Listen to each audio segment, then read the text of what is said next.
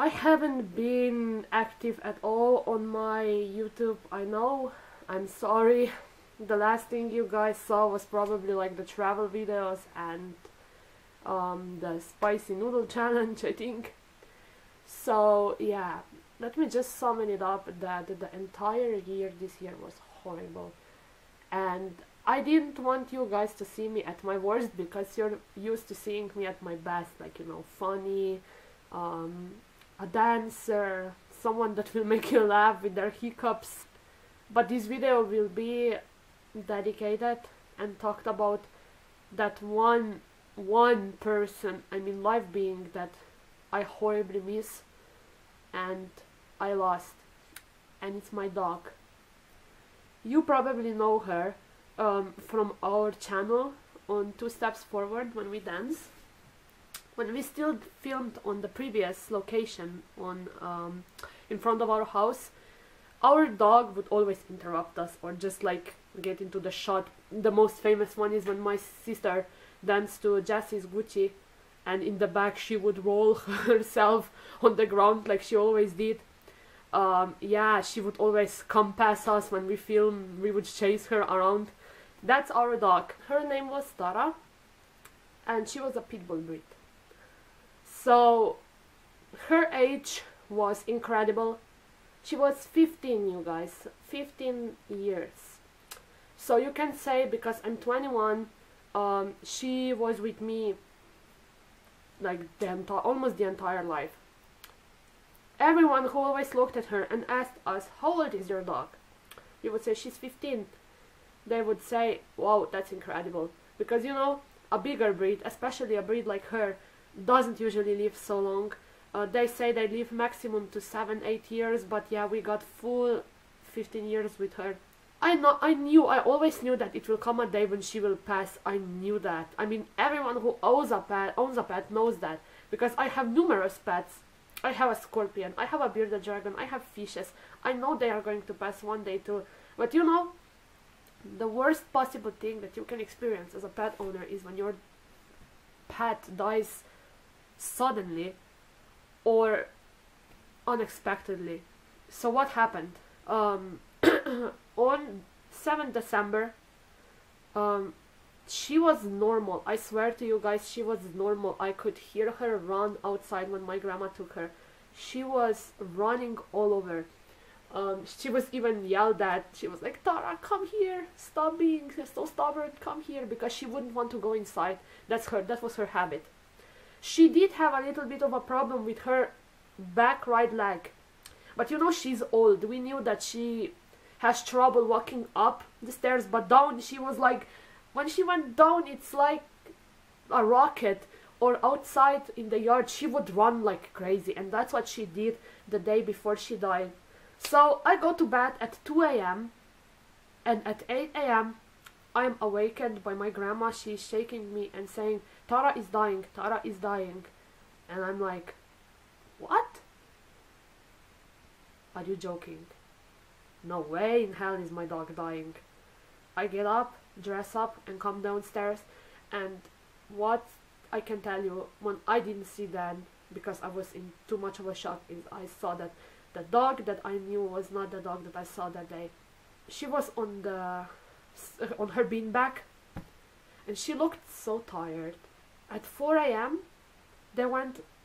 she wanted to go pee, and she fell down the stairs like that the door slammed open. Okay, did she broke a bone or something? No, that was not it. She said that she started to throw up horribly. The entire food, like she had piles and piles of vomit, blankets and everything staggered in the corner.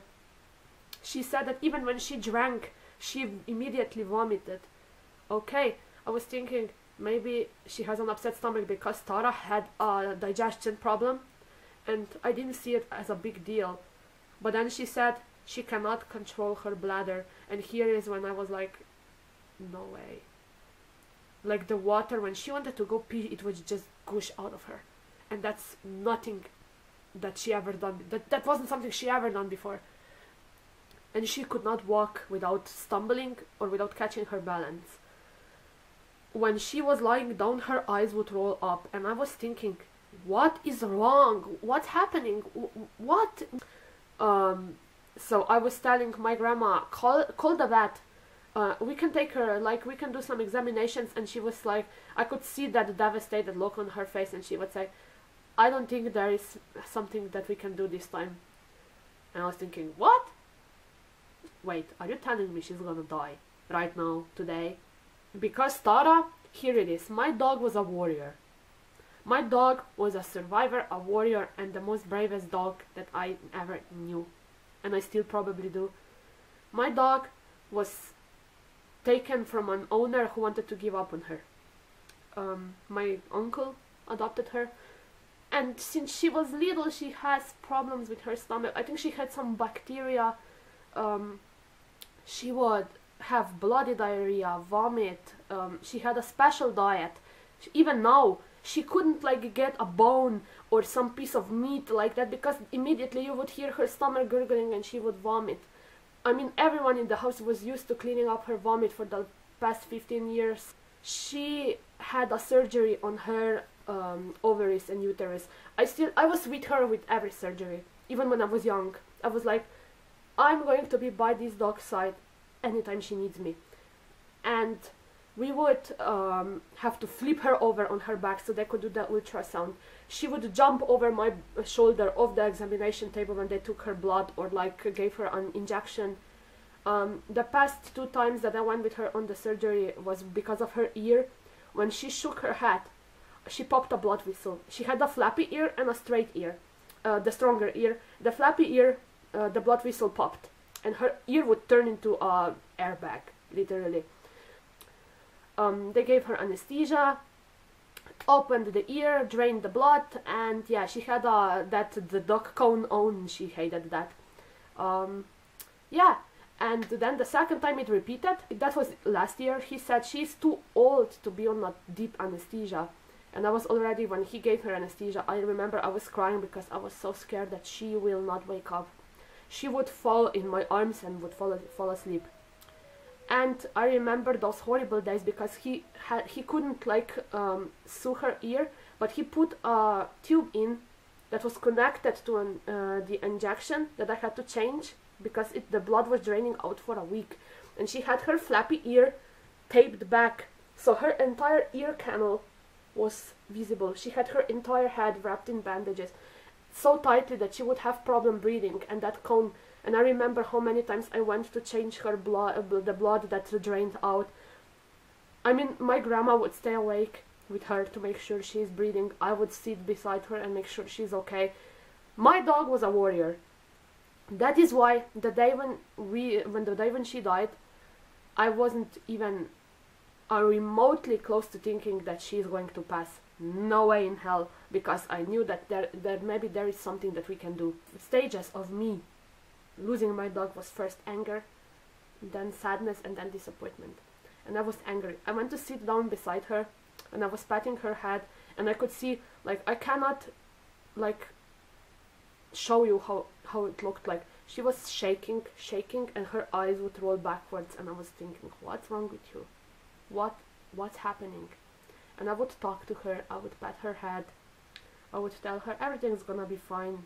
Don't worry, everything's gonna be fine. It was around 2 hours when the vet came, and when he looked at her, first he was probably confused what's wrong, but when Tara stood up and started stumbling, she would throw up again. He was looking and he was like, oh my lord, yeah, it's a stroke. It's probably a stroke. Especially because of the eye rolling, shaking, and being unable to hold the bladder because she went to the balcony to pee.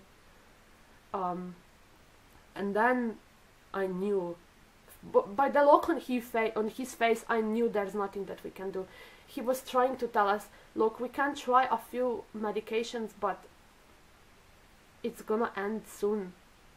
And then here came the sadness, and I was like, I just had 4 hours with her. I was awakened at 8 AM, and 4 hours later she's gonna pass. It's not fair. I wanted to have some more time to say goodbye to her, and I wasn't ready, you know. You know, when nothing can prepare you for the loss of your dog, guys. Nothing, especially if you gave your dog everything. Like, nothing can prepare you for the loss, even if you think that, even if you knew, probably you wouldn't be as prepared. But yeah, if you don't know you're less prepared than someone who knew that it's gonna happen. So we came to the decision, okay, it's time to let her go. Oh my god, I got tearing up.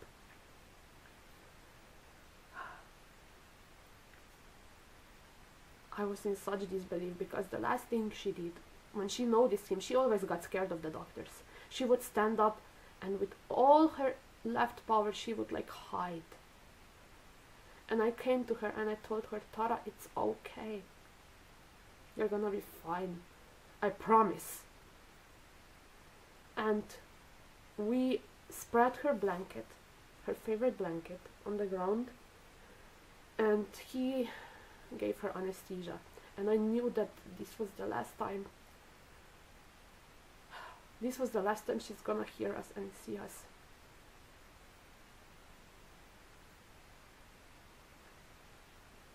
Sorry.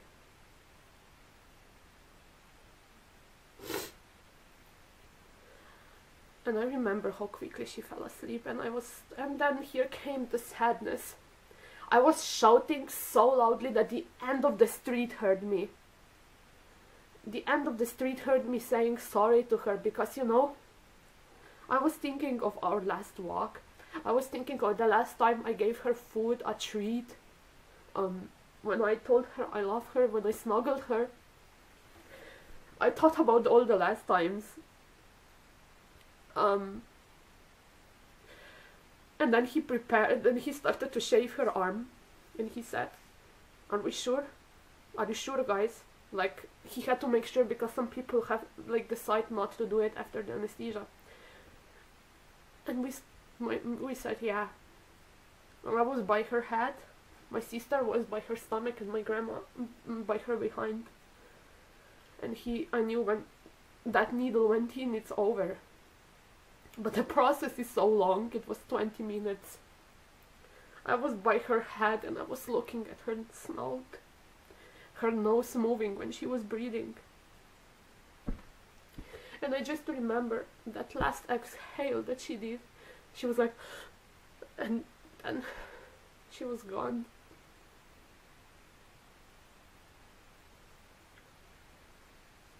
He would like lift her up a little to check her heartbeat. He would wait a few seconds and he would say, yeah, she's gone. And I would burst into crying. Because I knew she's gone. She's no longer here. The day I lost my dog was the day I lost half of my heart. My half of the heart went with her.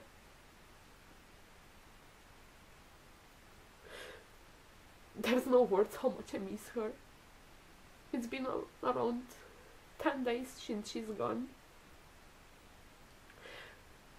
I made a corner, a memorial corner for her in my room, where I kept this precious thing.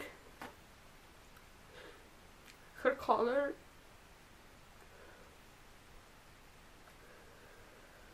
The picture of her. You can see that she was old, right? Yeah, and I kept her ball and her toys, and I light a candle every night for her and thank her and tell her how much I miss her and how much I love her.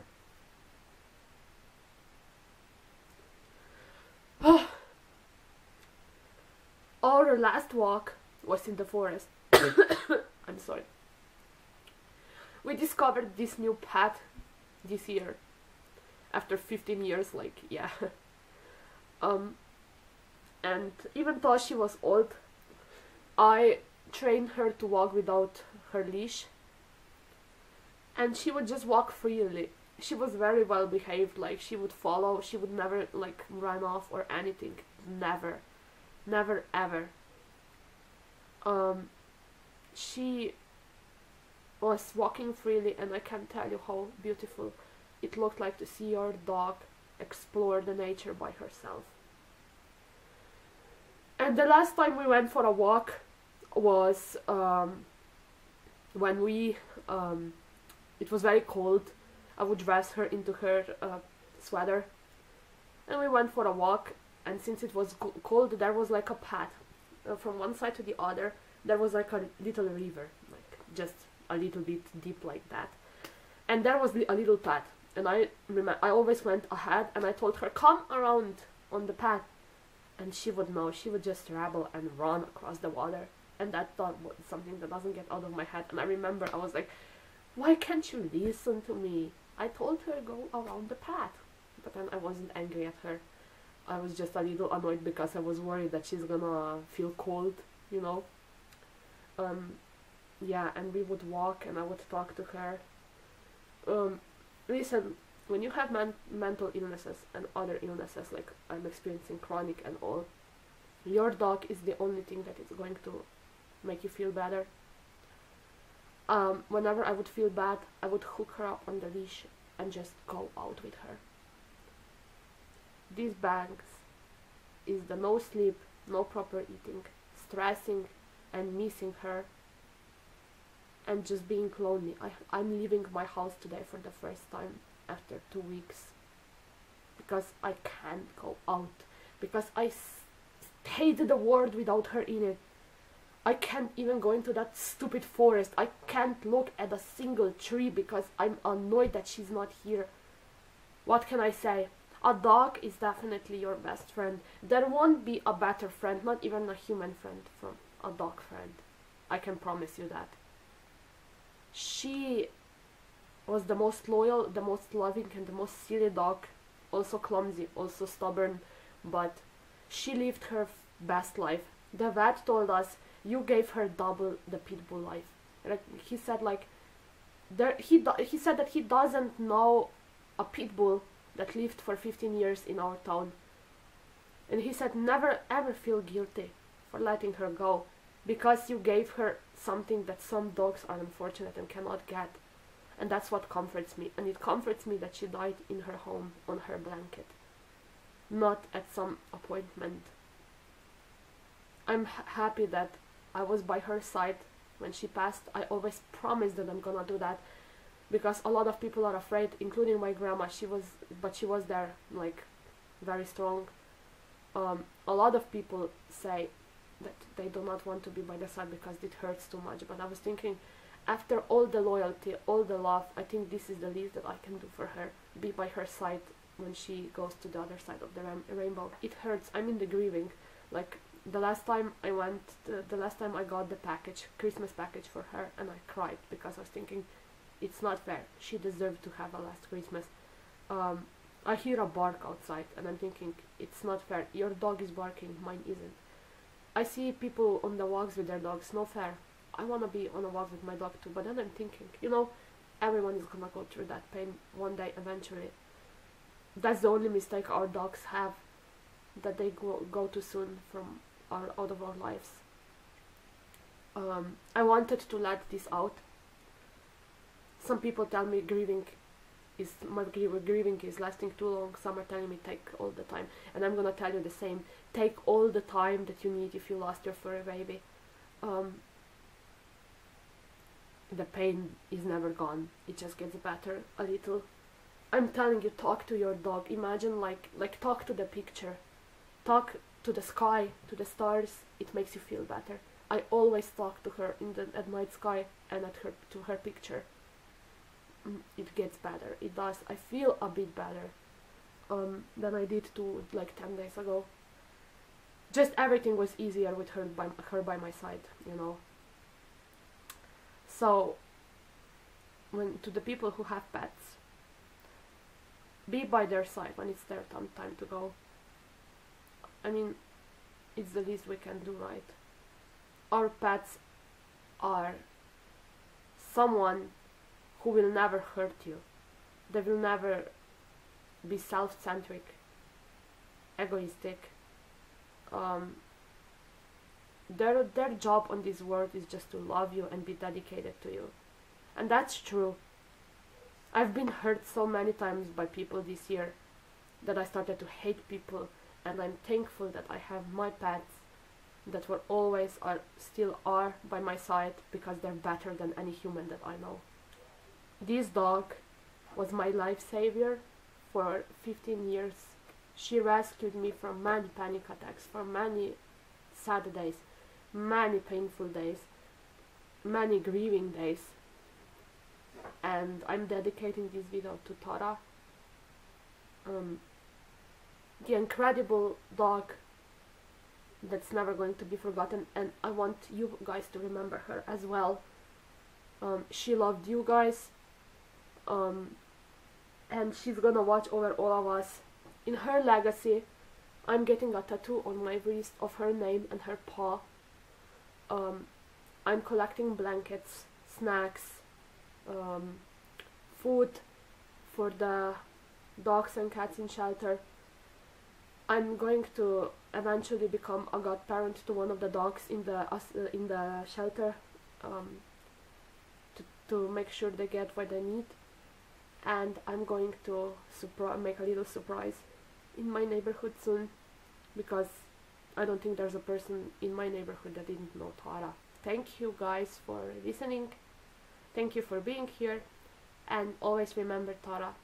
Write something nice about her if you remember her, or just leave any comments. Snuggle your pets today, and yeah, tell them you love them. Bye!